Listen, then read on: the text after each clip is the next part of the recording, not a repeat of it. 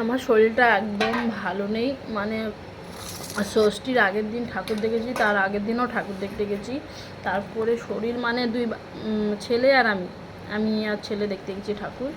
আর ছেলে ঘুমিয়ে পড়েছে রাস্তায়, আর একটা বাচ্চাকে নিয়ে একটা ফোন মানে ছবি তোলা তো একটা ব্যাপার থাকেই ঠাকুর। তারপরে কষ্ট হয়ে গেছে অতটা বাজার ঘুরে, আর এই ভিড় ভাড়ে আমার চুলগুলো মাথা ছাড়িনি, পাগলদের মতো লাগছে, চুলগুলো দেখে চোখ খাড়া খাড়া হয়ে যাচ্ছে। যাই হোক বাদ দাও, আমার শরীর একদম ভালো না। সকালবেলায় উঠে আজকে ষষ্ঠীর পরের দিনের এই ভিডিওটা করছি। আজকের ভোরবেলায় উঠে দৌড়ে ফোঁটা দিয়েছি, দেওয়ার পরে আবার শুয়ে পড়েছি, শরীর একদম টানছে না। ঘরটা মুছে চানটা করে দৌড়ে ফোঁটাটা দিয়েছি, ভোর 4টে বাজে তখন।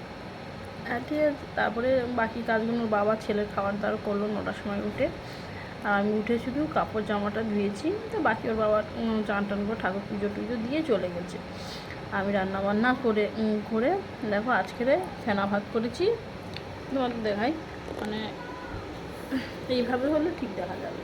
ফেনা ভাত করেছি, তার সাথে ইলিশ মাছের তরকারি, কিছু না শুধু ঝোল ইলিশ মাছের, আর সে কী বলে চিচিঙ্গে ভাজা।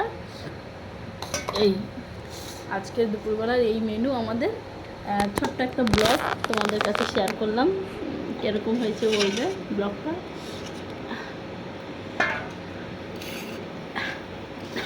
একদম শরীরে ভালো না, এতটা কফ জমে গেছে, এতটা ঠান্ডা। আর সবথেকে সমস্যাটা কি, এই মানে সপ্তাহখানিক আগের থেকেই আমার খুব কষ্ট হচ্ছে, মানে এই দুটো পা প্রচুর ব্যথা, উঠতে গেলেই হেঁটু মারাই চাকরিগুলো খচ করে ব্যথা করছে। তার মধ্যেও টুকটাক রিলস ভিডিও বানাচ্ছি, ছাড়ছি।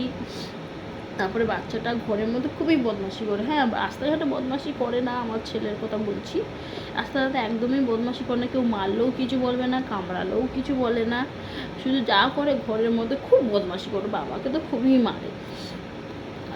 আর তারপরে আমার এই পায়ের ব্যথা খুব অতিরিক্ত বেড়ে গেছে, মানে পান্তা পুজোটা রান্না পুজোটা যাওয়ার পর থেকে আমার খুব মানে কদিন নেমন্তন্ন দিয়েছে, রান্না পুজোয় গেছি, পান্তা টান্তা খেয়েছি, আর পান্তা খেয়ে আমার ঠান্ডাটা এতটা ধরে গেছে। তারপর আইসক্রিম, এই পুজোতে আইসক্রিম খেয়েছি, এমনিতে পায়ের ব্যথা ছিল, গা ব্যথা ছিল, তার উপরে আবার আইসক্রিম খেয়েছি, খাওয়ার পরে আমার প্রচুর পরিমাণে আমার শরীরটা এতটা খারাপ হয়ে গেছে।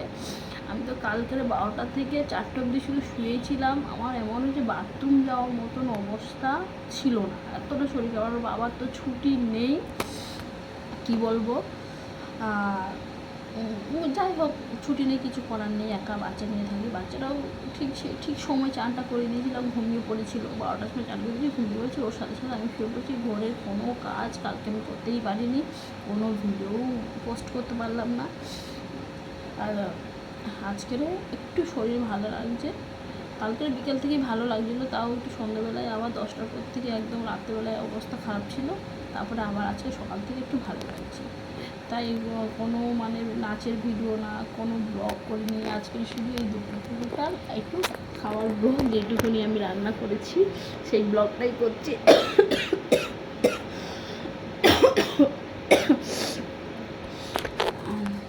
সবাইকে দুর্গাপুজোর শুভেচ্ছা ও ভালোবাসা।